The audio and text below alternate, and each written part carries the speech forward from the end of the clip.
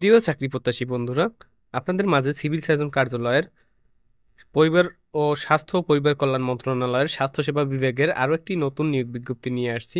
তো বন্ধুরা, এরকম নতুন নতুন নিয়োগ বিজ্ঞপ্তি ও চাকরির সার্কুলার সবার আগে পেতে চ্যানেলটি সাবস্ক্রাইব করে বেল আইকনটি অন করে সাথেই থাকুন।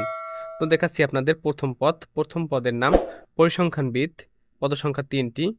বেতন স্কেল ও গ্রেড 14। বেতন স্কেল 10,200 থেকে 24,680 টাকা। কোনো স্বীকৃত বিশ্ববিদ্যালয় হতে পরিসংখ্যানে গণিত, অর্থনীতি ডিগ্রি এবং কম্পিউটার চালনায় দক্ষতা থাকতে হবে। 2 নং পদের নাম কোল্ড চেইন টেকনিশিয়ান। পদসংখ্যা 1টি। গ্রেড 15। বেতন স্কেল 9,700 থেকে 23,490 টাকা। কোন স্বীকৃত বোর্ড হইতে রেফ্রিজারেশন বা এয়ার কন্ডিশন ট্রেডে উচ্চ মাধ্যমিক সার্টিফিকেট বা ভোকেশনাল পরীক্ষায় উত্তীর্ণ। 3 নং পদের নাম স্টোর কিপার। পদসংখ্যা 4টি। গ্রেড 16। বেতন স্কেল 9,300 থেকে 22,490 টাকা। কোন স্বীকৃত বোর্ড হইতে উচ্চ মাধ্যমিক সার্টিফিকেট বা সম্মান পরীক্ষায় উত্তীর্ণ। বন্ধুরা, এইচএসসি পাস হলেই হবে। তারপর আসে 4 নং পদ। 4 নং পদের নাম স্বাস্থ্য সহকারী। পদসংখ্যা 87টি। বন্ধুরা, এই পদে বেশি সংখ্যক লোক নিয়োগ করা হবে। গ্রেড 16। বেতন স্কেল 9,300 থেকে 22,490 টাকা। কোন স্বীকৃত বোর্ড হইতে উচ্চ মাধ্যমিক সার্টিফিকেট বা সম্মান পরীক্ষায় উত্তীর্ণ। বন্ধুরা, এইচএসসি পাস হলেই হবে। 5 নং পদের নাম ওয়ার্ড মাস্টার। পদসংখ্যা 1টি। গ্রেড 16। বেতন স্কেল 9,300 থেকে 22,490 টাকা।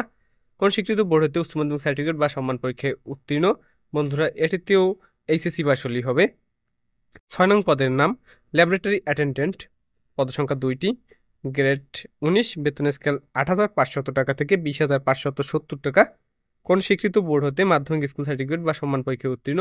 বন্ধুরা, এসএসসি পাস হলেই হবে। বন্ধুরা, সকল পদের জন্যই অনলাইনে আবেদন করতে হবে। অনলাইনে আবেদন করার জন্য লিঙ্ক হলো csnatori.teletalk.com.bd। আমি আবার বলছি csnatori.teletalk.com.bd।